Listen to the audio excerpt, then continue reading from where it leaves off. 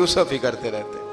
انہوں نے ضد کی، اصرار کیا، تو جناب بنیامین کو ساتھ وعدہ لے کے، عہد لے کے، قسم لے کے بھیج دیا حضرت یعقوب نے. جناب بنیامین بھی پہنچے مصر میں. یہ دونوں ایک ماں سے تھے، سگے دونوں تھے. حضرت یوسف نے جناب بنیامین کو دیکھا تو اپنے ساتھ بٹھا لیا اور ذرا باتیں کر کے نا، ادھر بیٹھ جاؤ، ادھر بیٹھ جاؤ، اچھا نہیں ہے جگہ، آپ ادھر آ جاؤ، میرے ساتھ بیٹھ جاؤ. بھائی تھا نا سگا، اچھا چلو ٹھیک ہے، آپ ادھر آ جاؤ. بھائی کو ساتھ بٹھا لیا. ابھی جب چیزیں دینے لگے تو کان میں کہنے لگے، وہ پریشان تھے نا حضرت بنیامین کہ یہ بندہ کیا کر رہا ہے، تو کان میں کہنے لگے میں بھائی ہوں تیرا، میں یوسف ہوں. تو اس طرح کہا یار تھوڑے دن میرے پاس رہ نہیں جاتا. حضرت بنیامین کہنے لگے رہ جاتا ہوں. رہ گئے جناب بنیامین. اب کہا نہیں میں نہیں بھیجوں گا. کچھ لوگوں نے یہ لکھا ہے کہ حضرت بنیامین کے جو بوری تھی اس کے اندر انہوں نے تھیلے کے اندر شاہی پیالہ رکھ دیا اور فرمایا اس کو ہم نہیں جانے دیں گے. ہمارا پیالہ کیسے، یہ نہیں کہا کہ یہ چور ہے، کہا پیالہ کیسے آیا اس کے تھیلے پہ، لہذا یہ ابھی ہم رہے گا ہمارے پاس، دیکھیں گے. وہ باقی چلے گئے تو یہودا کہنے لگا کہ میں نہیں جاتا، میں یہیں ٹھہروں گا، اس لیے کہ میں باپ کو کیا بتاؤں گا کہ پہلے بھی میں کرتا میں ہی لے کے گیا تھا یوسف کا، اب میں کیا بتاؤں گا. واپس گئے اور جا کے بتایا کہ جناب بنیامین کو انہوں نے رکھ لیا ہے، معاملہ بن گیا ہے. وہ کہتے ہیں کیسے پیالہ آیا ہے، شاہی پیالہ. حضرت سیدنا یعقوب علیہ السلام فرمانے لگے میں نے تمہیں پہلے ہی کہا تھا کہ تم میرے بنیامین کو بھی لے جا رہے ہو، پہلے میں بھروسہ کر کے یوسف کے معاملے میں پریشان ہوں. فرمایا اس طرح کرو، جاؤ ڈھونڈو جا کے میرے یوسف کو اور ڈھونڈو جا کے میرے بنیامین کو، جاؤ تلاش کرو. اللہ اکبر. بھائی دوبارہ آئے، گندم بھی ختم ہو گئی تھی. آتے ہی کہا کہ اے عزیز مصر بڑی بری حالت ہے، ہم بڑے پریشان ہیں، ہمارے باپ کی رو رو کے آنکھیں چلی گئی ہیں، مہربانی کرو کچھ گندم بھی دے دو اور اس طرح کرو کہ ہمارا بھائی بھی ہمیں واپس کر دو تاکہ ہم اسے لے جائیں اور ہمارے والد گرامی کی آنکھیں ٹھنڈی ہوں. حضرت یوسف علیٰ نبینا علیہ السلام ان کی باتیں بھی سننے لگے اور غور سے ان کے چہرے بھی دیکھنے لگے، غور سے. تو جب انہوں نے حضرت یوسف علیہ السلام کی طرف غور سے دیکھا تو حضرت یوسف کہنے لگے مجھے پہچانتے ہو، پہچانتے ہو؟ کہا نہیں. فرمانے لگے میں یوسف ہوں.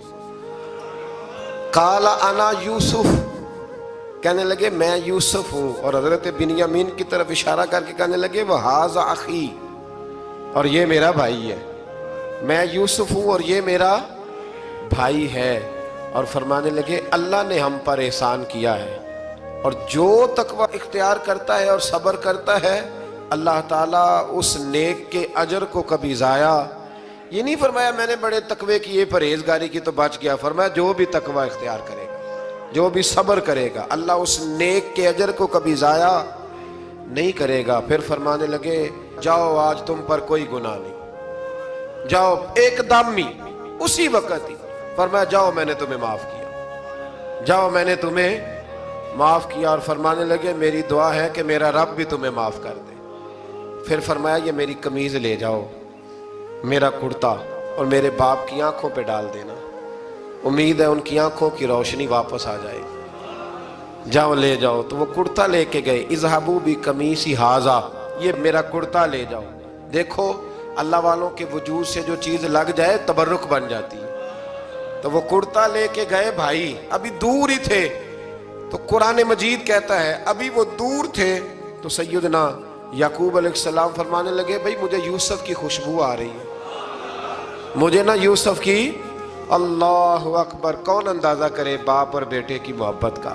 مجھے نا خوشبو آ رہی ہے، یوسف کی خوشبو، مجھے خوشبو آ رہی ہے. تو حضرت سیدنا یعقوب علیہ السلام کی آنکھوں پہ ڈالا تو روشنی واپس آ گئی. کعبہ جی ذرا چل کے دیکھو تو صحیح رب نے آپ کے بیٹے کو کتنی شانیں عطا فرمائی. چلو نا. یہ 72 لوگ تھے جو یہاں سے چلے کنان سے اور ہزاروں کا لشکر لے کر حضرت یوسف آئے، ہزاروں کا لشکر لے کے والد کے استقبال کے لیے. اور جب باپ بیٹے کی ملاقات ہوئی تو امام غزالی فرماتے ہیں 4 لوگ دنیا میں بڑا ہی روئے ہیں. ایک حضور بڑا روئے ہیں امت کے غم میں، اور ایک سیدہ فاطمہ بڑا ہی روئی ہیں حضور کے وصال کے بعد، اور تیسرا فرماتے ہیں یعقوب بڑا ہی روئے ہیں حضرت یوسف کے لیے، بڑا ہی، اور چوتھے امام زین العابدین بڑا ہی روئے ہیں واقعہ کربلا کے بعد۔ یہ چار لوگ بڑا ہی روئے۔ پھر جب ملاقات ہوئی دونوں کی تو اس درد سے ملاقات ہوئی کہ ہر آنکھ اشک بار ہو گئی۔ باپ بیٹا اتنی وارفتگی سے مل رہے تھے، اتنی وارفتگی سے کہ دائیں بائیں انہیں خبر ہی نہ رہی کہ باقی لوگ بھی ہیں۔ حضرت علامہ اسماعیل حقی نے لکھا ہے کہ جناب جبریل امین حضرت یعقوب کے کان میں کہنے لگے بس کریں، اوپر تو ذرا نظر اٹھائیں، فرشتے بھی دیدار کے لیے آئے ہوئے ہیں۔ دیکھیں اللہ کے فرشتے بھی آئے ہیں اس منظر محبت کو دیکھنے کے لیے۔